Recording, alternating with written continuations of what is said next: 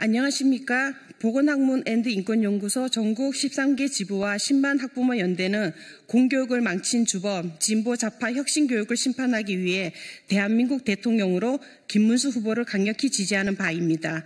2009년 김상곤 경기도 교육감이 내세운 혁신교육으로 대한민국 공교육은 생지옥이 되었습니다. 혁신교육이 점령한 대한민국 공교육은 학생들의 실권리, 자기결정권, 과도한 인권만을 주장하며 교육의 하향 평준화와 교권의 파괴 등 공교육을 싸그리 망가뜨리고 있었습니다. 대한민국 교육부 예산 103조, 지자체와 여가부에서 지원하는 교육비 지원 예산, 아동 지원 예산까지 합치면 아동 관련 예산은 무려 130조나 가까이 됩니다. 그러나 우리는 130조 가까운 예산을 쓰고도 대한민국 존폐가 우려되는 저출산과 맞벌이의 고통인 돌봄 사각지대, 그리고 가계에 무리를 주는 사교육으로 인해 대한민국 국민들의 삶의 질 만족도는 OECD 국가 중 최하위에 가깝다는 충격적인 평가를 마주하게 되었습니다. 이제 우리나라 교육 현실은 진보 좌파 혁신 교육을 꼭 심판해야 한다는 시대적 요구를 받아들여야 합니다. 진보 좌파의 혁신교육 심판 없이 교육의 정상화는 절대 불가능한 과제가 되었습니다. 새 시대의 교육개혁은 바로 수요자 중심의 교육 바우처입니다. 대한민국 새 정부는 실패한 교육, 지루하고 고라한 혁신교육을 대체해야 한다는 시대적 사명을 완수해야 합니다. 대한민국 국민들은 실패한 진보 좌파의 혁신교육의 피해자이고 이제는 국민이라면 다 아는 공교육을 망친 주범, 혁신교육을 꼭 퇴출시켜야 합니다. 공교육을 살리기 위해선 혁신교육이 퇴출되어야 한다는 데에는 정체의 좌우 없이 학부모들은 모두 공감하고 있습니다. 우리 정부는 학생 1인당 연간 교육 예산으로 1,500만 원 가까이 씁니다. 서울시는 학생 1인당 연간 1,700만 원, 경기도는 1,200만 원, 강원도는 4,300만 원, 경북, 경남, 전북, 전남 등은 1인당 평균 3,000만 원 이상의 예산을 씁니다. 그리고 일부 인구 소멸 지역은 학생 1인당 9,700만 원을 쓰는 곳도 있었습니다. 너무 충격적이지 않습니까?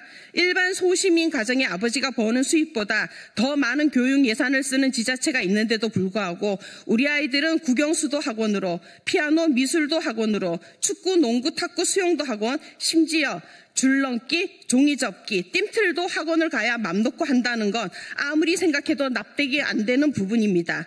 대한민국 공교육 예산 130조 가까이 쓰고도 우리 아이들은 대치동, 목동 등 유명 학원가와 과외 선생을 찾아 전전한다는 건 절대 상식적이지 않습니다. 이럴 거면 차라리 1인당 매월 100만 원을 바우처로 지급하고 국민 각자에게 알아서 교육하라는 게 더 나을 지경입니다. 혁신교육의 피해는 아이들만의 문제가 아닙니다. 아이들의 놀권리, 쉴권리, 과도한 인권을 주장할 동안 교사들은 무너진 교권으로 교사 못해 먹겠다며 서희초 사건을 계기로 아스팔트로 뛰쳐나왔었고 무너진 교권 회복을 위해 현재까지도 아동복지법과 아동학대처벌특례법 등을 개정을 요구하고 있습니다. 현재 상당수의 교사들은 학생을 가르치는데 보람을 못 느끼고 학교를 떠나는 게 꿈일 지경이 되었습니다. 우리 아이들은 또 어떻습니까? 진보 좌파 혁신교육이 실권리와 과도한 아동 인권을 주장할 동안 교육은 하향 평준화되었고 가정에서 시켜야 할 가정교육을 학교에서 전인교육시키겠다며 온갖 성교육, 기후위기 교육, 중독 예방교육, 학대 예방교육, 학폭 예방교육, 세월호 핑계로 정치교육, 서비스업에 집중된 진로교육 등으로 황금 같은 수업시간을 낭비하고 있습니다. 그로 인한 부족한 교육을 채우기 위해 아이들은 학원을 전전할 수밖에 없었고 오히려 이로 인해 쉴 시간, 놀 시간이 부족한 역작용이 발생하고 있습니다. 아이들이 학교에서 충분히 학습을 한다면 하교의 시간을 자신의 취미와 특기 등 자기 개발에 온전히 힘을 쏟을 수 있고 충분한 휴식을 취할 수 있지만 하향 평준화시키는 현재 혁신교육은 잘하는 아이도 학원으로, 평균인 아이도 학원으로, 못하는 아이들도 학원으로 모든 아이들이 학원을 전전하는 웃지 못할 교육 해프닝이 벌어지고 있습니다. 아이들은 놀 시간, 숨 쉴 시간도 없고 부모들은 사교육비 때문에 가계 경제가 거덜나고 있습니다. 이런 공교육을 바꾸지 않고서는 대한민국 교육의 미래는 없습니다. 진보 좌파 혁신 교육을 퇴출시키지 않고서는 절대 공교육이 살아날 수 없다는 것에 모든 학부모들은 뼈저리게 공감하고 있습니다.